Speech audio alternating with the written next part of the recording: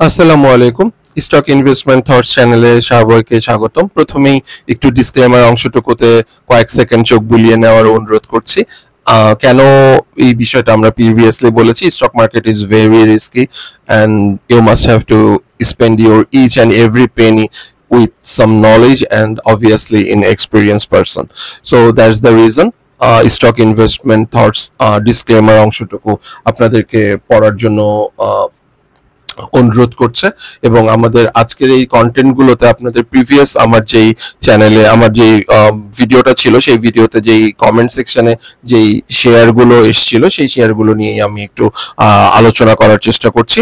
So প্রথমেই আমি normal আমাদের যে ট্র্যাডিশনাল ওয়েতে আমরা যেই ওয়েবসাইটগুলো আছে সেখান থেকে যখন আমরা শেয়ারগুলো দেখি সেটা থেকে না দেখে আমি একটু অ্যামি ব্রোকার থেকে কনফার্মেশনটা দেওয়ার চেষ্টা করছি। সেক্ষেত্রে আমি রুমন ভাইয়ের কন্টিনেন্টাল ইন্স্যুরেন্স এবং ইন্ট্রাকো এই দুটো নিয়ে আসলে একটু কথা বলি।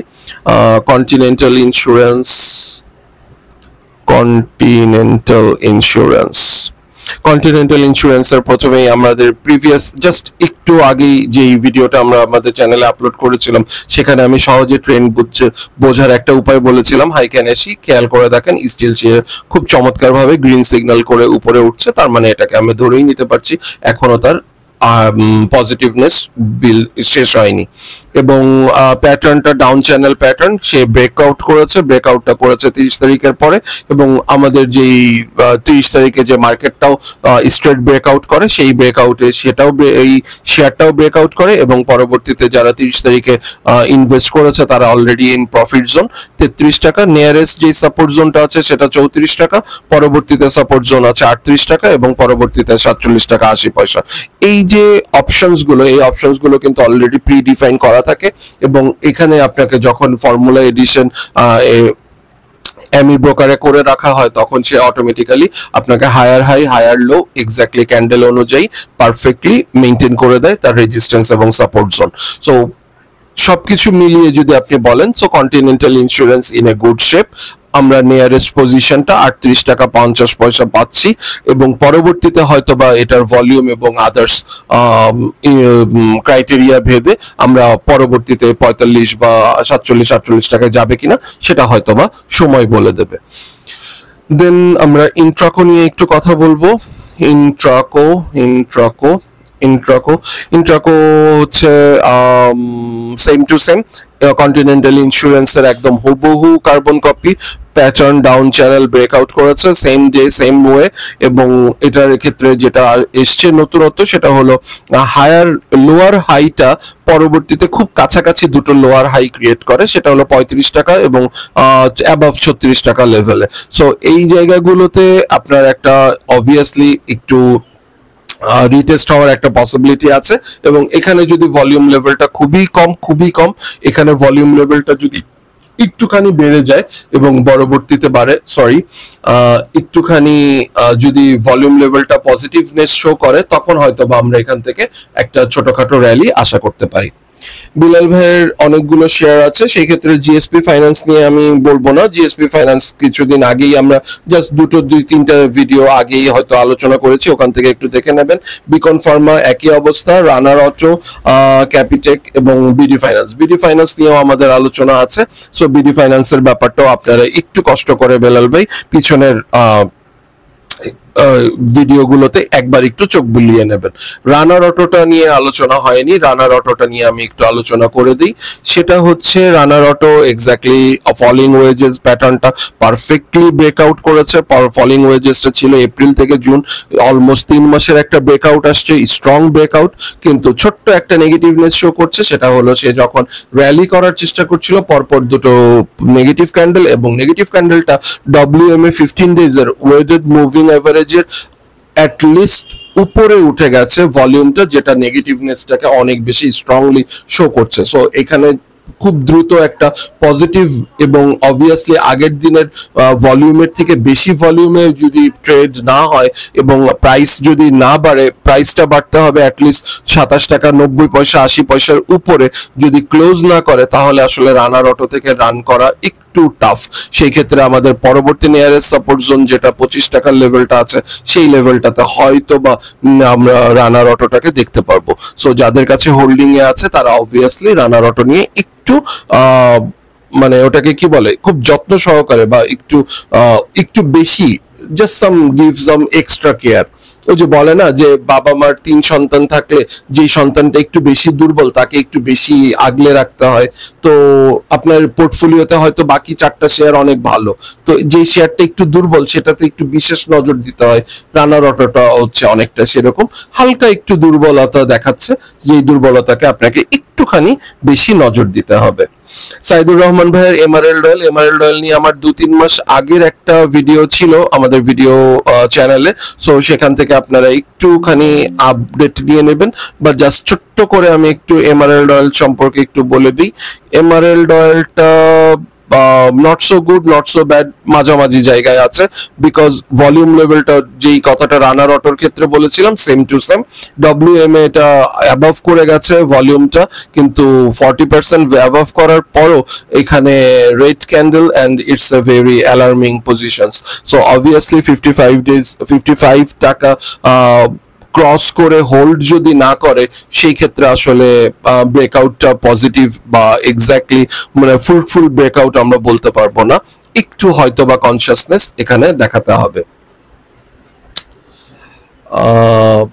আমি আপনাদের জ্ঞাতার্থে একটু দেখাই, সেটা হচ্ছে আপনি যখন আমার চ্যানেলটাতে যাবেন, চ্যানেলের কন্টেন্টে ভিডিওজে ক্লিক করলে আপনি এক্স্যাক্টলি ভিডিওজের অপশনস গুলো পেয়ে যান।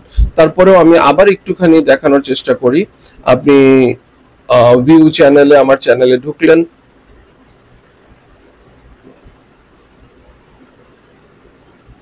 চ্যানেলে ঢোকার পরে এখানে ভিডিওজে ক্লিক করবেন। ভিডিওজে ক্লিক করলে আপনার সামনে সমস্ত ভিডিওস গুলো চলে আসবে। এই ভিডিওস গুলো চলে আসলে আপনি স্ট্রেট আপনার জন্য যেই জিনিসটা দরকার সেই জিনিসটা আপনি এখান থেকে দেখে নেবেন। একটু খেয়াল করে দেখেন, এখানে অসংখ্য মানে শেয়ারের কথা বলা আছে। সো খুব রিসেন্টলি যে শেয়ারগুলো নিয়ে আলোচনা করা হয়েছে, এই যে বিকন ফার্মা আলোচনা করেছে, আপনি দেখে নেবেন। নাহি ক্যাপ, ফেক ডিল, সালভো, ব্রেকআউটের এখানে 12টা শেয়ারের কথা বলা আছে। সো আলটিমেটলি আপনি এখান থেকে আপনাদের পছন্দের যে শেয়ারগুলো আছে সেই শেয়ারগুলো আপনারা এখান থেকে দেখে নিতে পারবেন। ইকবাল ভাইয়ের মালেক এবং বিবিএস এই দুটো শেয়ার নিয়ে আমরা একটু আলোচনা করব। ইকবাল ভাইয়ের মালেক এখন এক্স্যাক্টলি আমরা একটু মালেক নিয়ে যদি চিন্তা করি তাহলে মালেকের আমি যতটুকু মালেকের ক্যান্ডেল এবং প্যাটার্ন গতদিন দেখেছিলাম যথেষ্ট ভালো ছিল। সো তারপরেও আমি এটা Malek spin Malek spin is a very good position. একটু খেয়াল করে দেখেন সে তার বটম লাইনটাকে লেভেল করে সে একটু পজিশনে হোল্ড করার চেষ্টা করছে এবং এখান থেকে সে একটা আপরাইজ করছে। আপরাইজ করে সে ছোট করে ক্যান্ডেল, লাস্ট 6টা ক্যান্ডেল একটু খেয়াল করে দেখেন, একটা করে রেড ক্যান্ডেল, পরেরটাই একটা ফুল বডি গ্রিন ক্যান্ডেল। তার মানে রেড ক্যান্ডেলটাকে টোটালি অপোজ করে সে আগাচ্ছে। পরেরটা আবার একটা রেড ক্যান্ডেল, দেন আবার একটা গ্রিন ক্যান্ডেল ফুল বডি, পরেরটা আরেকটা রেড ক্যান্ডেল, আবার একটা গ্রিন ক্যান্ডেল। এই যে রেড ক্যান্ডেলটা, প্রথম রেড ক্যান্ডেলটাকে এটা সিম্পল দোজি স্পিনিং টপ বলতে পারেন, এটা একদম টোটালি স্পিনিং টপ, এটা দোজির মধ্যে পড়েনি, এটা স্পিনিং টপ একটা ক্যান্ডেল ক্রিয়েট করেছে। সো বাট প্রত্যেকটা ক্ষেত্রে যখন এখানে পজিটিভনেস শো করে তার মানে আসলে ধরে নিতে হবে এই শেয়ারটার জন্য সামনের দিনগুলোর যে রেজিস্ট্যান্স লেভেল আছে সেগুলো আমরা খুব তাড়াতাড়ি হয়তোবা দেখতে পাবো within a month or 2 months এর মধ্যে, অ্যারাউন্ড 39 টাকা 50 পয়সা এন্ড 42 টাকা 30 পয়সা। সো এই প্যাটার্ন ওয়াইজ গুলো আপনাদেরকে একটু বলতে হবে, বুঝতে হবে, তাহলেই দেখবেন আপনারা জিনিসগুলো খুব সুন্দরভাবে জিনিসগুলো সলভ করতে পারবেন। দেন থাকবে হলো বিবিএস সম্পর্কে আমরা একটু দেখার চেষ্টা করি বিবিএসটার কি আছে। বিবিএসটা ফলিং ওয়েজেসটা ব্রেকআউট করেছে, ব্রেকআউট শুধু করেনি, সে একটা এখানে বাই সিগন্যাল পর্যন্ত ক্রিয়েট করেছে। যখন একটা বাই সিগন্যাল ক্রিয়েট করবে তখন অবভিয়াসলি ধরে নিতে হবে BBS in a good position. কতটা গুড পজিশন হতে পারে, সেই গুড পজিশনটা হচ্ছে অ্যারাউন্ড, এখন আমাদের নিয়ারেস্ট টার্গেট যদি আমরা বলি তাহলে 17 টাকা 90 পয়সা পর্যন্ত তার নিয়ারেস্ট হাইয়েস্ট সুইং, সেই সুইংটাকে ব্রেক করার একটা পসিবিলিটি আছে এবং গ্র্যাজুয়ালি ভলিউমটাও ইনক্রিজ করছে। সেই অনুপাতে যদি ভলিউমটা আরেকটু ইনক্রিজ করে সো বিবিএসটা র্যালি করার জন্য সম্পূর্ণরূপে প্রস্তুত। এখন শুধু দরকার কিছুটা ভলিউম এবং অবভিয়াসলি বাই সেন্টিমেন্টটা যেমন আছে সেই সেন্টিমেন্টটা টিকে থাকা। রাজ ভাইয়া, আপনি বারাকা পাওয়ার কিনেছেন 26 টাকা 36 পয়সা এবং এটা নিয়ে কি করা যায় সেই সম্পর্কে আপনি জানতে চাচ্ছেন। তো বারাকা পাওয়ারের শেয়ারটার অবস্থাও সেম টু সেম, এখানে এখনো সেম টু সেম বলবো না, কারণ প্রি ডিফাইন করা যাচ্ছে না, যেহেতু এখানে প্যাটার্নটা এখনো ফুল কনফার্মেশন আসেনি।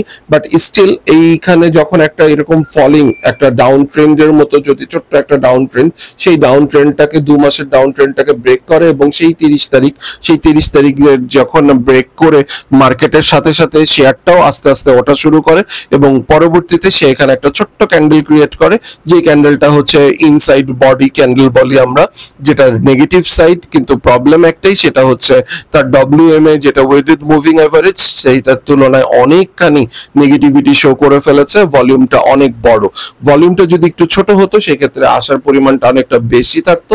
সো যতক্ষণ অ্যাটলিস্ট 14 টাকা ক্রস করে আবার উপরের দিকে না যাচ্ছে, তাহলে আসলে 15 টাকা এবং 17 টাকার জন্য আমরা খুব বেশি আশাবাদী হতে পারছি না।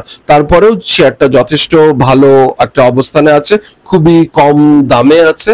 আর আপনার যেই 26 টাকায় কেনা আছে, আসলে আপনার ফ্লোর প্রাইসে যাদের শেয়ার কেনা আছে তাদের আসলে ধৈর্য ধরা ছাড়া উপায় নেই, কারণ আপনাকে একটু ধৈর্য ধরতেই হবে।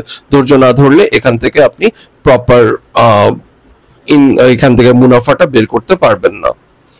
সো এই কয়টাই ছিল আপাতত আপনাদের অনুরোধের শেয়ার। আশা করি এমি ব্রোকারের যেই এক্সপ্লেনেশনটুকু আপনাদের ভালো লেগেছে। আর যদি আপনাদের কমেন্টে প্লিজ, আপনারা প্রত্যেকেই শুধু কমেন্ট না, আমি আসলে গঠনমূলক সমালোচনা খুব পছন্দ করি।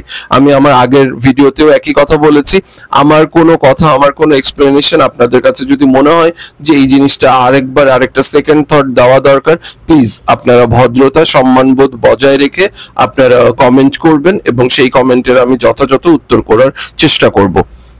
তো টিল দেন, সবার জন্য শুভকামনা, হ্যাপি ট্রেডিং।